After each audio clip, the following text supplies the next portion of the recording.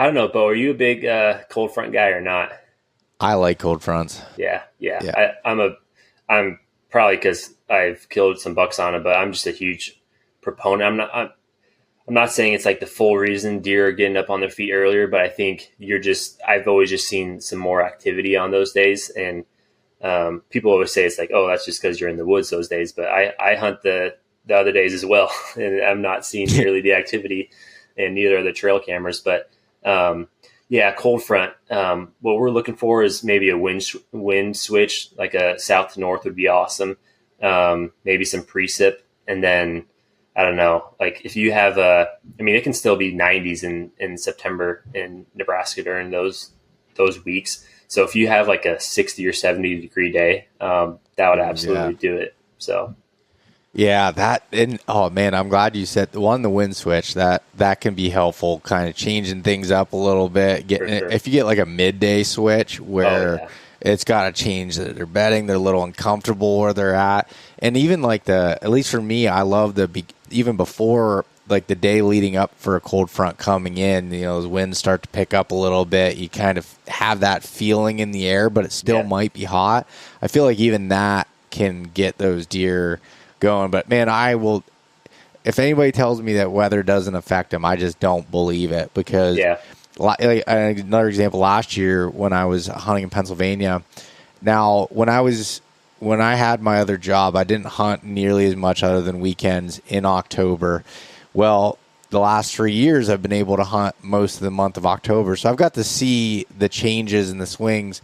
Last year we had major cold front, the mid to the end of October, and it was like the full on, like every time I was out in the woods, I was seeing big bucks, and things were working out where I could have set up in those same scenarios and have been 20 degrees warmer, and I may not have seen a deer. So it's just, I am a huge proponent on weather fronts. Yeah. Oh, yeah.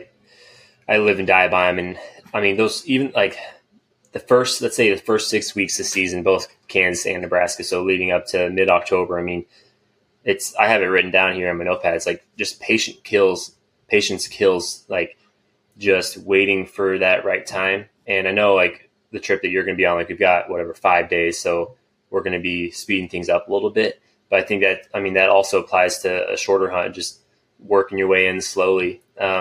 Last year, Nate and I did a little Western whitetail hunt, and the first day and a half, we just scouted from afar, and we knew exactly where to be, what tree to be in, where that deer was going to walk by. And we had a little cold swing as well, and that deer did exactly what we thought it was going to do. And I think that can apply to Nebraska, Kansas, those Midwest states as well. So, yeah, that's because it always, I don't know what it is, especially you say this week long trip. So anybody, especially people who are listening to this, say you plan a trip out to the Midwest, or you're planning somewhere out of state, and you only have, or even people that are hunting just weekends, like you have a short amount of time, so you're always wanting to rush that process. When I first started doing out of state trips, I'd go to Ohio.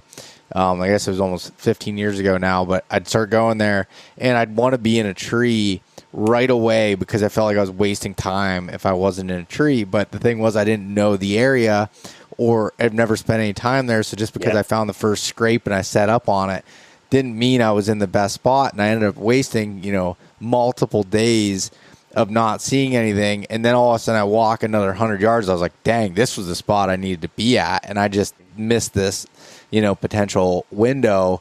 So sometimes that scouting at the front end of it, and even if you only had 3 days, scouting for 1 day and only hunting for 2, or scouting for 2 days and hunting 1 sometimes is it seems like a better option, but it's still hard to do.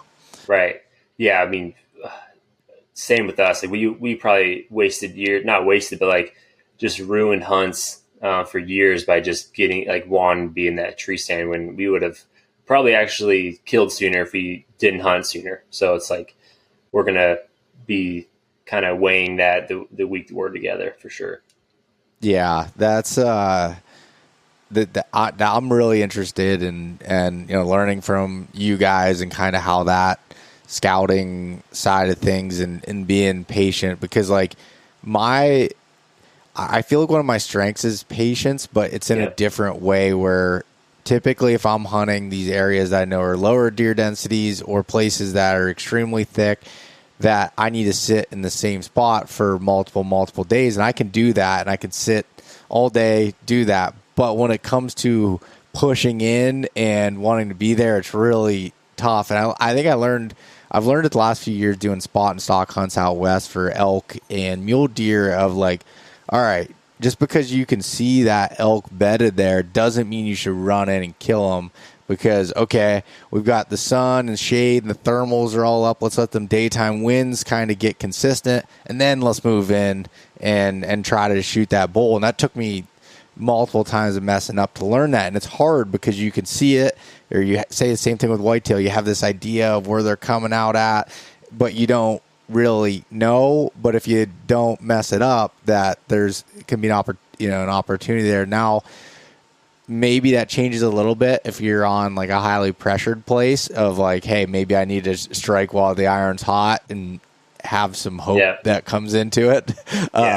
So I'm sure that kind of comes into play. Yeah. There's always going to be that like 10-20% of time where you just need to get in there. But yeah, interesting. You bring up like the Western side of things. That I think that can definitely apply. Like I can think of years that we try to kill muleys out west, and we didn't finally start to do it until we would just sit back and watch them do the same thing for 2 days and then strike, instead of trying to get in there day one, not knowing what they're going to do, where they're going to get up, when they're going to get up.